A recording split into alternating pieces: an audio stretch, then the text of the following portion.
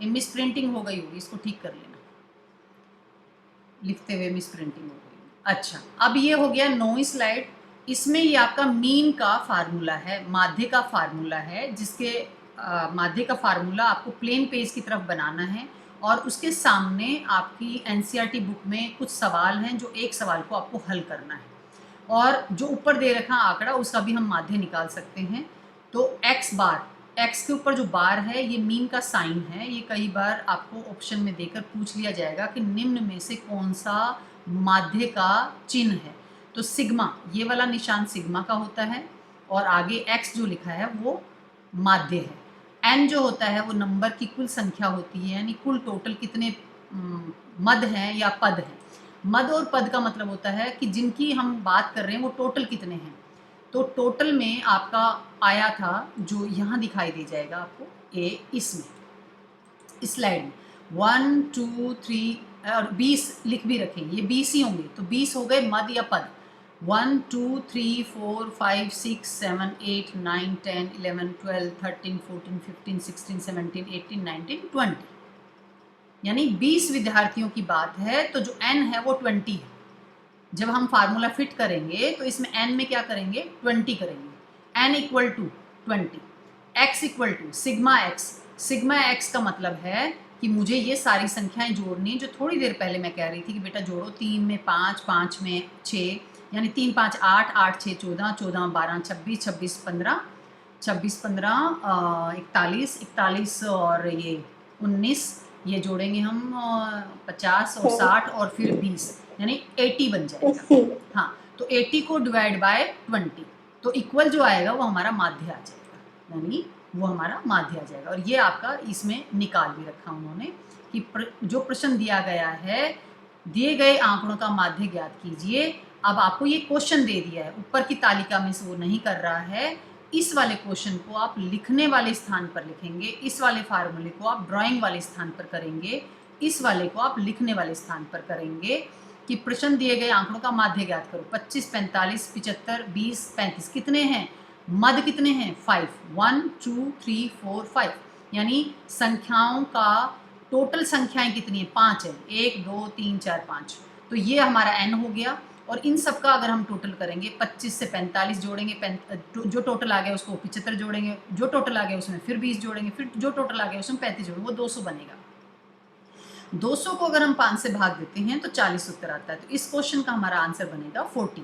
ऐसे ही आपको कोई क्वेश्चन रिटन एग्जाम में दे दिया जाएगा जिसको आपका माध्य निकालना पड़ेगा। अगला क्वेश्चन आया है कि प्रश्न दिए गए आंकड़ों की सहायता से माध्य ज्ञात कीजिए। ये 2 तालिकाएं हैं, 2 तालिकाओं में से बड़ी तालिका आप प्लेन पेज पे बनाएंगे, छोटी वाली तालिका आप रिटन पेज पर बनाएंगे और उसके बारे में आप लिखेंगे कि आपको उस तालिका के बारे में क्या समझ में आया है। तो इसमें आपका विद्यार्थियों की संख्या है 0 से 10 में 2 हैं, 10 से 20 में 5 हैं। ये एक नए प्रकार का क्वेश्चन है। ये इस क्वेश्चन से इसका वास्ता कुछ नहीं है। इस क्वेश्चन का वास्ता इस पर ख़त्म हो गया, इस पर ख़त्म हो गया और इस पर ख़त्म हो गया। इसके आगे नया क्वेश्चन बन गया है, ये नया क्वेश्चन है, उसका फार्मूला ये है, ये दोनों आमने सामने पेज पर आएंगे। अगला क्वेश्चन बन गया, ये दोनों आमने सामने पेज पर आएंगे और इसके बारे में हमें लिखना है। फिर हमारा इस क्वेश्चन से हमारा ये फार्मूला बन गया, ये हमारा उसी फार्मूले का विस्तारित रूप है। ये छोटा फार्मूला है उसी का, जब विखंडित श्रेणी में कोई चीज़ होती है जो तालिका में नहीं दे रखी, उसको हम ये फार्मूला फिट करते हैं। ये विखंडित श्रेणी है, कोई तालिका नहीं है, 25 45 75, ये विखंडित है, ये तालिकाबद्ध नहीं है, ये वर्गीकृत नहीं है। जो वर्गीकृत आंकड़े हैं, ये वर्गीकृत आंकड़े हैं, ये तालिका में डाले हुए हैं। इन तालिकाओं के आंकड़ों के निकालने का फार्मूला ये वाला फार्मूला होता है, ये प्लेन पेज पर लिखना है आपको। x बार, ये मीन का sign equal to sigma F X, F आवर्ती है, एफ आवर्ती है कि उस तालिका में कितने रिपीट हो रहे हैं, दैट इज एफ। ये 0 से 10 में कितने बच्चे हैं, 2 हैं।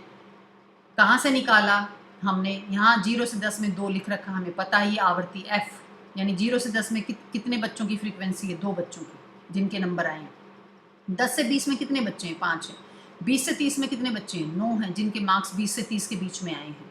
30 से 40 के मार्क्स में कितने बच्चे हैं, वो 7 बच्चे हैं जिन्होंने 30 से 40 के बीच में मार्क्स लिए हैं। 40 से 50 में कितने बच्चे हैं, वो 4 बच्चे हैं जिन्होंने 40 से 50 के बीच में मार्क्स लिए हैं। 50 से 60 में कितने बच्चे हैं? वो 3 बच्चे हैं जिनके नंबर 50 से 60 के बीच में आए हैं। तो मुझे उम्मीद है कि आपको मेरी बातें समझ में आ रही होंगी और आपको क्या करना है, फिर ये तालिका लिखनी है, वर्ग बना देना है, ये वाला पैरेलल पे ले आना है, ये इसके सामने ले आना। अब क्या करना है, इससे आगे हमको करना है 0 से 10 के बीच का बिंदु क्या है, यानी इसमें 10 संख्याएं हैं तो 0 से 10 का बीच का बिंदु क्या आएगा? 5 आएगा।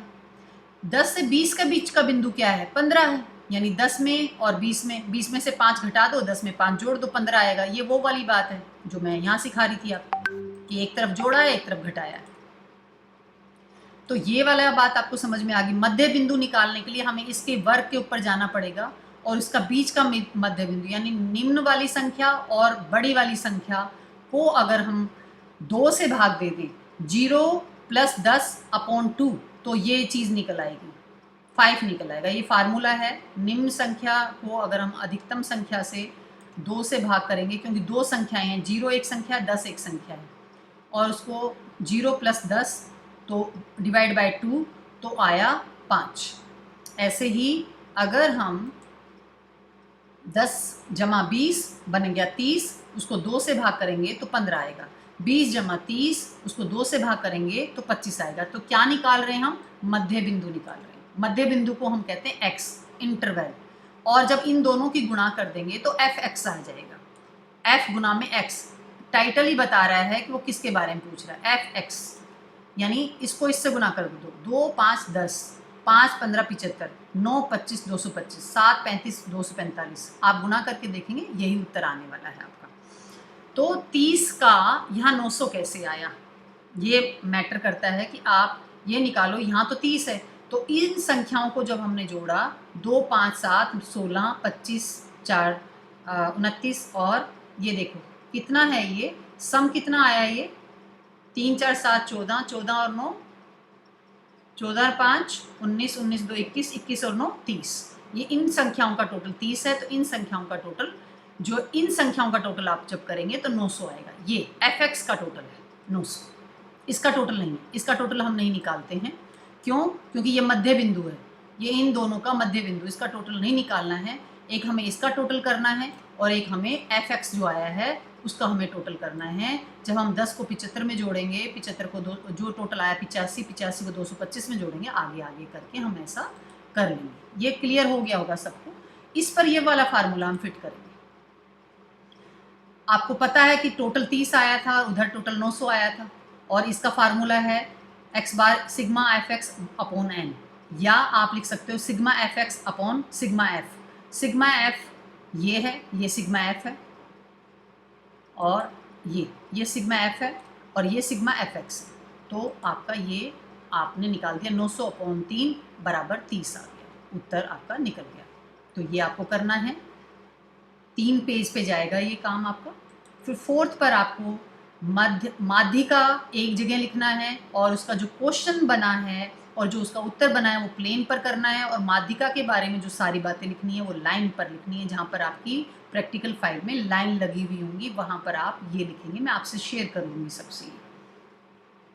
आगे बहुलक है। इसी तरीके से बहुलक किसे कहते हैं ये आप लाइन वाली उस पर लिखेंगे, और जो प्रश्न है और उत्तर जो सॉल्व कर रखा है वो आप प्लेन पेज पर करेंगे। ऐसे ही आप इस प्रश्न को आप प्लेन पेज पर करेंगे और इसके उत्तर को आप लाइन वाली उस पर करेंगे। रेखा ग्राफ है, ये आप जो तालिका है वो प्लेन पेज पर करेंगे, जो लिखने वाला है वो आप उस पर करेंगे। लेकिन ध्यान रखना, जो तालिका का टाइटल है वो प्लेन पेज पर जाएगा। ये तालिका का टाइटल है, सॉरी, ये तालिका का टाइटल है ऊपर वाला, ये तालिका के वाले प्लेन पेज पर ही आएगा। चुने हुए राज्यों का लिंग अनुपात 1961 से 2011।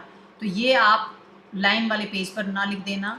प्रश्न का जो टाइटल है वो भी प्लेन पेज पे जाएगा। नीचे दिए गए राज्यों में लिंग अनुपात में वृद्धि की तुलना करने वाले बहुरेखा चित्र बनाइए, ये भी आपका प्लेन पेज पर जाएगा। सिर्फ लिखने वाला मैटर जो थ्योरी है, जो किसी के बारे में आप समझा रहे हो, खुला सुंदर सुंदर आप लाइन वाले पेज पर करेंगे, और एक सुंदर राइटिंग होनी चाहिए।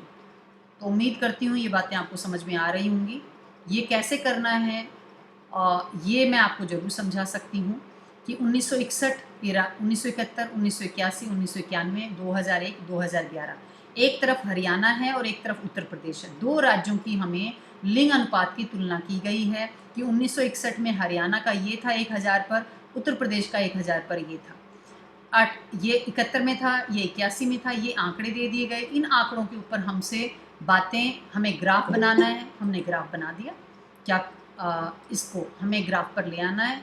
ग्राफ को बनाने के लिए हमको क्या करना है, एक्स वाई पर एक पर हमको लिखना है 0 से लेकर जितने आंकड़े निम्न हैं और अधिकतम हैं उसको हमें वाई पर ले आना है, और वर्ष को हमें आधार पर ले आना है, और हमें इनके पिलर बना देने हैं, और हरियाणा का कलर अलग कर देना है और उत्तर प्रदेश का कलर अलग कर देना, वो हमें इंडेक्स में दिखा देना है। तो ऐसा हमें रेखा ग्राफ बन सकता है।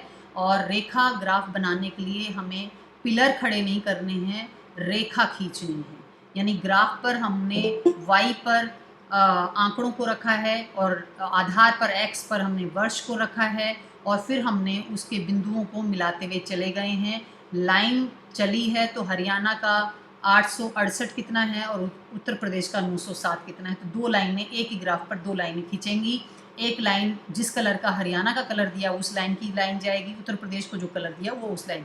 हरा या पीला दो रंग ले लेना, या कोई भी रंग ले लेना, उस लाइन से आप आंकड़ों को मिलाते हुए चले जाएंगे। हरियाणा के आंकड़ों को मिलाएंगे, और उत्तर प्रदेश की लाइन से उत्तर प्रदेश के आंकड़ों को आप मिलाएंगे। आगे देखते हैं। ये एक साधारण दंड रेखा आरेख है जो कि इस वाले आंकड़ों से मिलकर बनाया है। ये देखिए, आपको तिरुवनंतपुरम ये पहले करना है और ये बाद में करना है। थोड़ी स्लाइड का चेंज हो गया है। ये आपको पहले लिखना है, ये आपका उस पे आएगा ड्राइंग वाले पेज पर, ये लिखने वाले पेज पर आएगा, लेकिन प्रश्न आएगा ड्राइंग वाले पेज पर। फिर आपको अगले पेज पर ये बनाना है, और ये बनाने के बाद इसको पूरा समझाना है लिखने वाले पेज पर कि आपने ये कैसे बनाया। ये आप अपने मन से लिख सकती हैं, और एक्स पर आपने क्या दिखाया है, वाई पर आपने क्या दिखाया है, ब्लू कलर क्या कहता है, कौन सा महीना है जिसमें सबसे कम है, कौन सा महीना है जो सबसे ज़्यादा है, ये सब आप अपनी भाषा में लिखेंगे। ये इस आंकड़े से लेके बनाया गया है कि वर्षा संबंधी आंकड़े लिए और उसका दंड आरेख बनाया। महीने ये ले लिए और ये आंकड़े ले लिए। तो देखिए, महीने उन्होंने दिखा दिए नीचे एक्स पर और आंकड़े दिखा दिए ऊपर वाई पर। ऐसे ही आपको इनका भी करना है। ये वर्ष दिखाने आधार पर, आंकड़े दिखाने लंबवत, सेम बनेगा, लेकिन उस पर आपको लाइनें खींचनी है, लाइन बनेगी, ये दंड नहीं बनेगा। इस पर आपको दंड बनाना है, लाइन नहीं खींचनी है, क्योंकि ये दंड आरेख है। इतना आपको सबको क्लियर हो रहा होगा, मुझे ऐसी उम्मीद है। आंकड़े अगर आप देखेंगे 2.3, तो देखो जनवरी में क्या है 2.3, 0 से लेके 40 तक उन्होंने क्यों लिया, इससे ज़्यादा क्यों नहीं लिया, क्योंकि सबसे हाईएस्ट उनके पास 35.6 है। तो 35.6 में +5 करके उन्होंने 40 तक का ग्राफ ले लिया, और गैपिंग लिया 5, 5, 5, 5, 5, और इस हिसाब से उनके जो आंकड़े आए वो अपने फिट करते हुए चले गए कि जनवरी में 2.3 था, तो 5 का जो आधा करेंगे वो 2.5 आएगा, तो 2.5 जहाँ आएगा उससे थोड़ा सा नीचे करके हमें अपना दंड बना देना है। 2.3 जो बना है उससे भी छोटा, हल्का सा छोटा करके हमें 2.1 बना देना है। ग्राफ में लाइनें होती हैं, और उस ग्राफ के एक बॉक्स में 10 लाइनें होती हैं। तो जब आप 5 का ले रहे हो, इसका मतलब ये है 2 लाइनों के बराबर आप 1 लाइन ले रहे हो। उस हिसाब से अंदाज़ा लगाते हुए आप अपना दंड आरेख बना सकते हैं। मुझे उम्मीद है कि आप गलती नहीं करेंगे। ये आपका अगला क्वेश्चन है, जिस क्वेश्चन में आपको बहुदंड आरेख बनाना है, क्योंकि इसमें 10th के बच्चों के मार्क्स हैं, 9th के बच्चों के मार्क्स हैं और 8th के बच्चों के मार्क्स हैं। इसमें सिर्फ एक सिटी के मार्क्स थे, इसलिए हमारा सिंपल दंड आरेख बना है। लेकिन जहाँ हमारे एक से ज़्यादा आंकड़े आ जाते हैं, उनका जो दंड आरेख बनाया जाता है उसको हम बहुदंड आरेख कहते हैं। तो इसको बनाने के लिए पहले हमें सिंपल पेज पर एक क्वेश्चन लिखना है, जो सिंपल हमारा प्लेन पेज होगा। फिर उसको हल करना है। हल करने के लिए हमें ये काम करना है। ये काम करने के लिए एक्स पर हमें क्लासेस दिखानी है, वाई पर हमें कम से कम मार्क्स लेना, हाईएस्ट से हाईएस्ट मार्क्स लेना है। और क्योंकि हम एक के ऊपर दिखा रहे हैं बच्चों को कि उन्होंने, देखिए आप, छात्र और छात्रा है और कुल विद्यार्थी हैं, तो ये हमारे 3 रंग हो गए। छात्र का अलग रंग, छात्रा का अलग रंग और कुल विद्यार्थी का अलग रंग। अब मैं 8वीं दिखाना चाहती हूँ, तो 20 भी दिखाना है मुझे वहीं पर, 16 भी दिखाना है और 36 भी दिखाना है। तो मैं एक कलर से नहीं दिखा सकती। 20, 16, 36 दिखाया है, तो मेरे को पता है कि मेरा 20 क्या है। 20 क्या है, 20 आपके छात्र हैं यानी बॉय स्टूडेंट हैं, गर्ल्स स्टूडेंट आपकी 16 हैं, तो इन दोनों के कलर अलग अलग हैं। 20 का नीला है, 16 का ऑरेंज है। आप चाहो तो कोई और भी कलर कर सकते हो, आप चाहो तो चार्ट की कटिंग कर कर आप चार्ट को, उस कलर के चार्ट को चिपका सकते हो, या आप चाहते हो तो पेंसिल कलर कर सकते हो, पर कोई भी स्केच कलर से फिलअप नहीं करेगा, अदरवाइज़ आपका वो गीला हो जाएगा और पीछे प्रिंटिंग आएगी और बहुत गंदा लगेगा। इसलिए या तो पेंसिल कलर इस्तेमाल करें या चार्ट पेपर को काटें और उनको आप इस्तेमाल करें, या कलरफुल पन्नी का इस्तेमाल करें, या कुछ और चीज़ का इस्तेमाल करें। बट डिज़ाइन का भी इस्तेमाल कर सकते हो। कलर अगर इस्तेमाल नहीं कर रहे हो तो आप डिज़ाइन इस्तेमाल कर सकते हो। जो डिज़ाइन का इस्तेमाल किया है उसको आप इंडेक्स में दिखाएंगे कि आप किस चीज़ से क्या चीज़ दिखा रहे हैं। ये देखिए, आप साइड में अगर आप देखेंगे तो उन्होंने इंडेक्स बना रखा है। छात्र को उन्होंने ब्लू कलर से दिखाया है, छात्रा को उन्होंने ऑरेंज कलर से दिखाया, और कुल विद्यार्थी को उन्होंने ग्रे कलर से दिखाया। तो ये गलती आप नहीं करेंगे। आगे चलते हैं। ये आपको 20 स्लाइड समझ में आ गई सबको? Yes ma'am. थैंक यू बेटा, थैंक यू। अब आगे चलते हैं। ये मैं कंप्लीट प्रैक्टिकल बता रही हूँ आपको, ये कंप्लीट प्रैक्टिकल का काम है। ये है पाई चार्ट आपका, ये डाटा है, ये आपको वही प्लेन पेज पर करना है, इंडेक्स बनाना है, कलर को बताना है, कौन से कलर से आपने कौन सी कंट्री को दिखाया है। जरूरी नहीं है यही कलर लें, आप अपनी मनपसंद के कोई भी कलर ले सकते हैं, बट आंकड़ा यही होगा। शेयर में आपसे करने वाली, ये आपका इससे पहले बनेगा, ये बाद में बनेगा। ये थोड़ी स्लाइड में थोड़ी सी वो हो गई है बेटा, मैं चाहूँ तो इसको जैसे ऊपर ले जा सकती हूँ, मेरे से थोड़ा सा गड़बड़ हो गई क्योंकि मैंने इसका अभी वो देखो, आप देख रहे हो ना ऊपर लिखा आ रहा है एक्टिवेट करें। मेरा सब्सक्रिप्शन इसका रिटायर हो चुका है 365 का, तो ये मुझे अब चेंज नहीं करने देगा। मुझे इसको एक्टिवेट कराने के लिए 5-6 हज़ार का एक फ़ीस देनी पड़ेगी, तब ये एक्टिवेट होगा, तो मैं अभी देना नहीं चाह रही। ये वर्त आरेख है, जब मैंने बनाया था, जब मेरे पास था सब्सक्रिप्शन, तो वर्त आरेख को जो ये है आप लिखेंगे, ये लिखने वाले उस पर लिखेंगे, और जो ये फार्मूला है ये प्लेन पेज पर लिखेंगे, जो आपका सामने वाला प्लेन पेज पड़ता है प्रैक्टिकल फाइल में, और इसको आप फिर बनाएंगे। और इसको बनाने के बाद ये तालिका आप बनाएंगे। ये तालिका इसी पिक्चर की है, इसी पिक्चर की ये वाली तालिका है, और इसी पिक्चर का ये वाला फार्मूला है। क्लियर हो गया बेटा? हाँ, ये जो पिक्चर है, दिए गए आंकड़ों को वृत्त आरेख में दर्शाइए। वो यूरोप, अफ्रीका, अमेरिका, एशिया, अन्य कुल यही दिखा रखा है, इसमें भी यही बना रखा, देखो Europe, Africa, America, Asia, Asian और अन्य। तो इन आंकड़ों को देखो निकाला है इस फार्मूले से, दिए गए चर का मान बटे में सभी चरों का मान गुणा में 360, क्योंकि जो पाई होता है हमारा वो 22/7 होता है। लेकिन जब हम एक गोल आकार की किसी चीज़ को निकालते हैं तो उसमें जो टोटल डिग्री होती है वो 360 डिग्री होती है। तो 360 डिग्री जब भी पाई चार्ट आएगा, ये नहीं पूछना है कि मैडम ये 360 कहाँ से आ गया। गोल आकार का जो डिग्री होता है टोटल, वो 360 ही होता है, वो कोई पूछने की जरूरत नहीं है। अब इसमें जो दिए गए चर मान हैं, दिए गए चर मान कौन से हैं, वो ये वाले चर मान है, ये चर मान है। प्रतिशत भारतीय निर्यात का, यूरोप से हमने 20% 0.2 किया, अफ्रीका से 6.5 किया, अमेरिका से, ये चर हैं हमारे। इन चरों की गणना हमने की, कैसे गणना की, 20.2 को हमने 3.6 से मल्टीप्लाई किया। क्यों किया? क्योंकि 360 जो है वो पॉइंट में कैसे कन्वर्ट हो गया, क्योंकि 20 पॉइंट का दशमलव अगर हम हटाएंगे तो हमें नीचे 10 लगाना पड़ेगा, इसलिए 360 को हमने कन्वर्ट कर दिया और हमने उसको बीच में दशमलव लगा दिया और उसका 0 हटा दिया।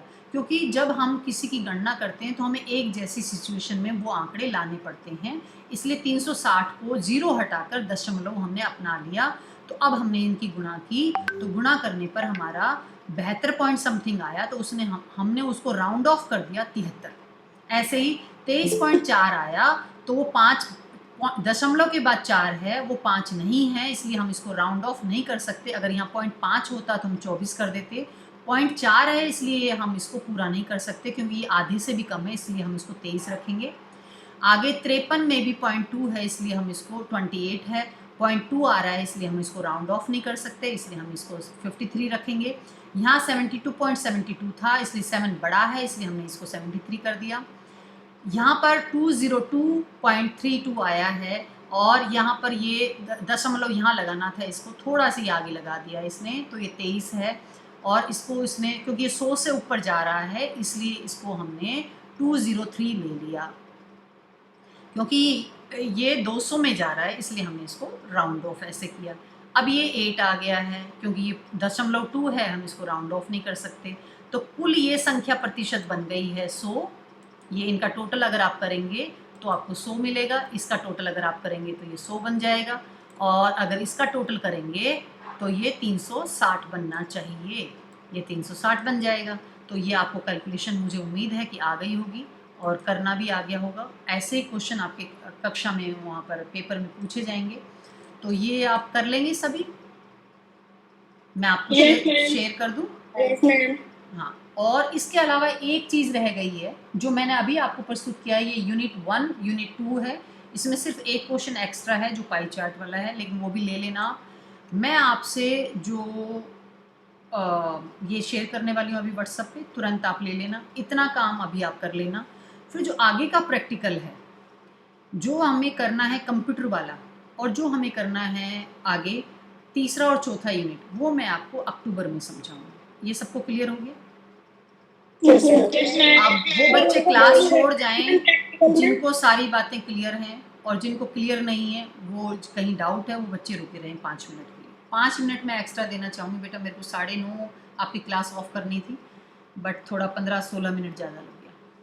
क्लास लीव कर दें जिनको कोई डाउट नहीं है प्रैक्टिकल की स्लाइड के बारे में।